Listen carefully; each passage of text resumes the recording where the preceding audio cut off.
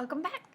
We're going to read the rest of chapter 5 and then some of chapter 6. So if you remember, Fudge is having a birthday party and he's invited 3 of his friends, and all of them something's going on with. Jenny's biting everyone.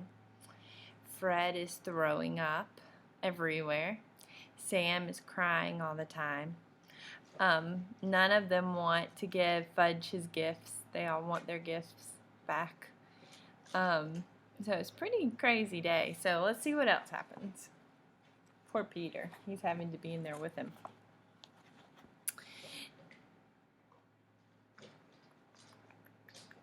Okay. So remember that Sam gave Fudge the same picture dictionary as the Yarbies, and we know what happened there. So Fudge is yelling, "No! No more book!" He threw it across the room. "Fudge, it's terrible," my mother said. "You mustn't do that to a nice book." "No book, no book," Fudge said. Sam cried. "He doesn't like it. He doesn't like my present. I want to go home. I want to go home." Grandma tried to comfort Sam while my mother picked up the book. She gathered the wrapping paper and ribbons and cards together. Fudge didn't even look at any of the birthday cards. "Oh well, he can't read, so I guess it doesn't make any difference." "Peter," my mother said, "let's start the games. Now, quick."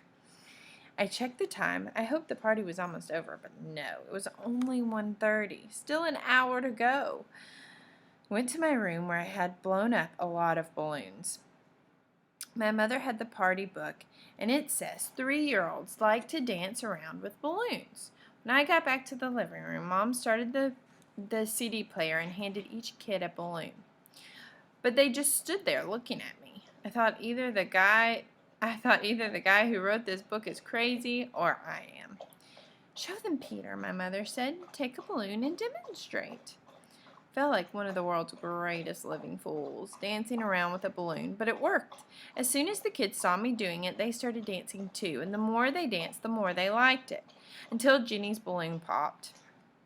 That nearly scared poor Sam right out of his mind. He started yelling and crying. Fortunately, I had blown up 24 balloons. I was hoping they'd dance around the rest of the afternoon. Fudge got the idea of jumping up and down on the furniture. The others liked that idea too. So instead of dancing with their balloons, that's what they did. And soon they were running from room to room, yelling, laughing, and having a great time. The doorbell rang, and it was Mrs. Reuter. She lives in the apartment right underneath us. Oh no, I can only imagine. Mrs. Reuter's probably hearing everything that's going on. She wanted to know what was going on. She said it sounded like her ceiling was about to crash in any second. My mother explained that Fudge was having a little birthday party, and wouldn't she like to stay for a piece of cake? Sometimes my mother is really ever so clever. So Grandma entertained Mrs. Reuter in the kitchen while Fudge and his buddies jumped up and down on his new bed. It was delivered that morning. Fudge hasn't even slept in it yet, so naturally when my mother found out what they were up to, she was mad. "Stop right now," she said. "New bed." "Fudgy, big boy," Fudge told her. He was so proud. "You won't have a new big boy bed for long if you don't stop jumping on it," my mother told him. "I know. Let's all sit down on the floor and hear a nice story." My mother selected a picture book from Fudge's bookshelf. "I already heard that one," Jenny said when she saw the cover. "All right," my mother told her. "Let's hear this one." She held up another book. "I've heard that one too," Jenny said. I think my mother was starting to lose her patience. But she chose a third book and said, "Well, we'll all enjoy this one even if we know it by heart. And if we do know it by heart, well, we can say it together." That's just what Jenny did. And when my mother skipped a page by mistake, Jenny was right there to remind her. If you ask me, my mother felt like biting Jenny by the time that was over. When the story was over, it was 2 o'clock, and Ralph was sound asleep on the floor. My mother told me to put him on Fudge's new bed while she took the rest of the children back to the living room. I tried and I tried, but I couldn't lift Ralph. He must weigh a ton. So I left him sleeping on Fudge's floor and closed the door so he wouldn't hear any noises. On the way back to the living room, I wished the others would fall asleep too. "Peter," my mom suggested, "why don't you show them Dribble?" "Mom, Dribble's my pet. You don't go around using a pet to entertain a bunch of little kids. Did my mom know that? Please, Peter, my mother said. We've still got half an hour left, and I don't know what to do with him anymore. Dwibble! Fidge hollered. Dwibble, dwibble, dwibble! I guess Sam and Jenny liked the way that sounded because they started shouting dribble, dribble, dribble too, even though they didn't know what they were talking about. But you've got to promise to be quiet, I said. All right, I'll show you dribble. You mustn't make a sound, though. It might scare him. They all said okay. My mother went to the kitchen to chat with Grandmother and Mrs. Reuter, and I went to my room and came back carrying Dribble in his fishbowl. Put my fingers over my lip to remind Fudge and his friends to stay quiet, and it worked. First, no one said a word. Put Dribble down on the table, and Fudge and Sam and Jenny stood over his bowl. Oh, a turtle, Jenny said. Yes, Dribble's a turtle. My turtle, I said in a soft voice. See? Fudge whispered. They can all see, Fudge, I told them. Nice turtle, Sam said. Wonder why he wasn't afraid of the turtle. What does Dribble do? Jenny said. Do? He doesn't do anything special, I said. He's a turtle. He does turtle-y things. Like what? Jenny said. What was this kid up to anyway? Well, I said, he swims around a little and he sleeps on his rocks and he eats. Does he make? Jenny asked. Make, I said. Make a tinkle? Oh, that, well, I'm sure, I guess so. Jenny laughed and so did Fudge. I make tinkle too, want to see? Jenny said. No, I said. Yes, see, Fudge laughed, pointing at Jenny. Jenny had a big smile on her face, and all of a sudden there was a puddle on the rug. Mom, I said, come quick. My mother dashed in from the kitchen. What, Peter, what is it? Just look at what Jenny did. What is that? She made it, on the floor, on purpose, I said. Oh, Jenny, my mother cried, you didn't. Did. That was very naughty, Jenny, very, very naughty, my mother told her. You come with me. So she scooped up Jenny and carried her to the bathroom. After that, Mom mopped up the puddle, and finally the doorbell rang. It was 2:30, and the party was over, and I could hardly believe it. I was beginning to think it would never end. First, Ralph's mother came, and she had to wake him up and get him out of the apartment. I guess even she couldn't carry him. Next, Jenny's mother came, and Mom gave Jenny's mom her wet pants in a baggie. That was all she had to do because Jenny's mother was so embarrassed. Sam's mother came last, but he didn't want to go home. Now that he was used to us, I guess he liked us, and he cried, more party, more party. Another time, his mother said, dragging him out of the apartment by his arm, my mother flopped down in the chair, and Grandmother brought her 2 aspirins and a glass of water. Here, dear, these'll help. My mother swallowed the pills, and she held her head. 3 is kind of a young age for a party, I told my mother. Peter Warren Hatcher, my mother began. Yes, I asked. You are absolutely right, she said. I flopped down next to my mother, and she put her arm around me. Then we both watched Fudge work on his new Jack-in-the-Box. Later, when my father came home, he said, How was Fudge's party? My mother and I looked at each other, and we both laughed.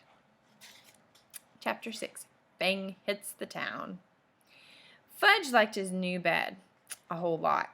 There was just one problem. He fell out of it every night. By the 4th night, my mother and father got smart, and they pushed the bed against the wall and surrounded the other side with chairs. Now there was no place for Fudge to fall. But every morning, my mother found him curled up in one of the chairs. My father said that they could have saved money since Fudge was so happy sleeping on an old chair. On Saturday, we had to go to the dentist. He wanted to check Fudge's mouth again to make sure everything was healed all right since his flying experience. Dr. Brown is an old friend of my father's.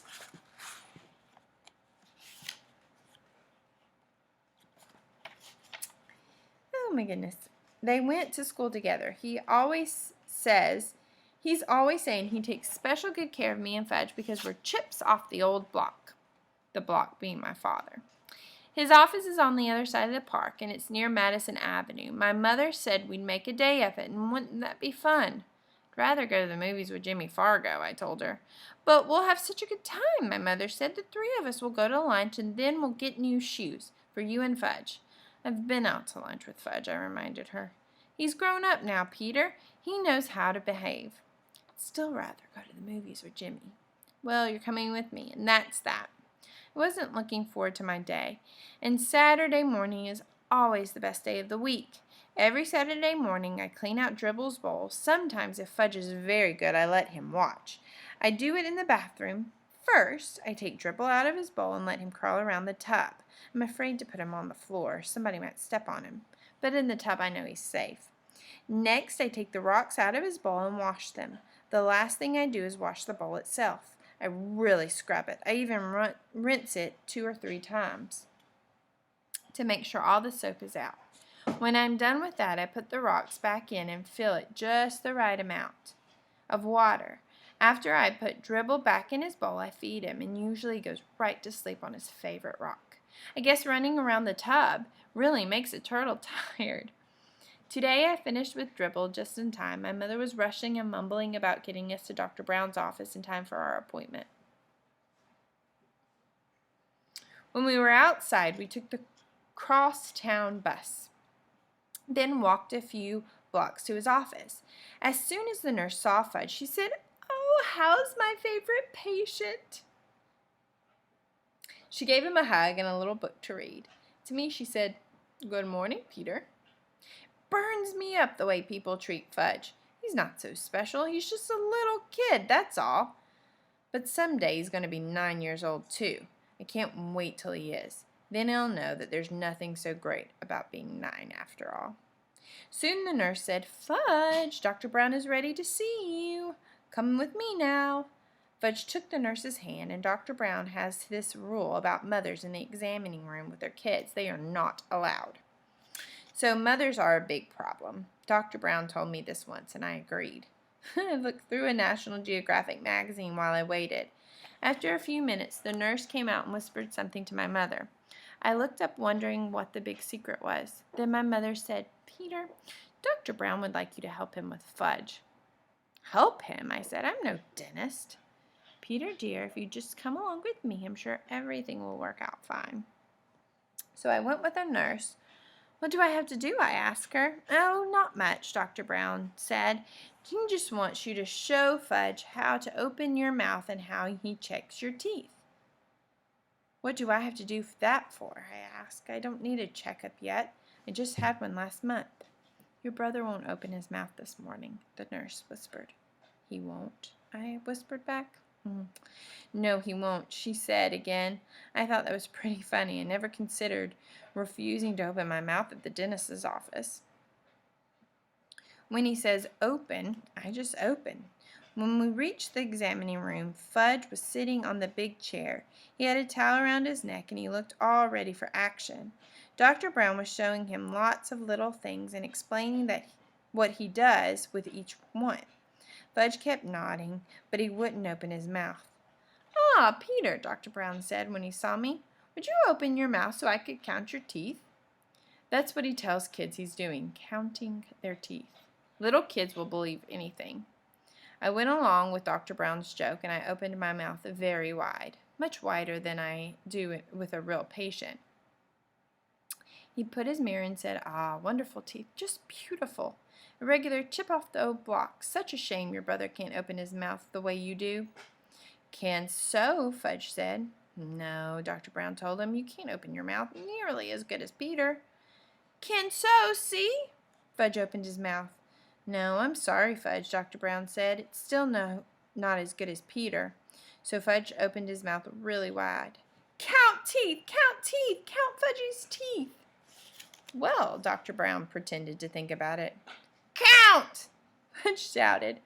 "Well," Dr. Brown said again, scratching his head, "I guess as long as you're here, I might as well count your teeth." So he checked Fudge's mouth, and Fudge let him. All right, see you tomorrow.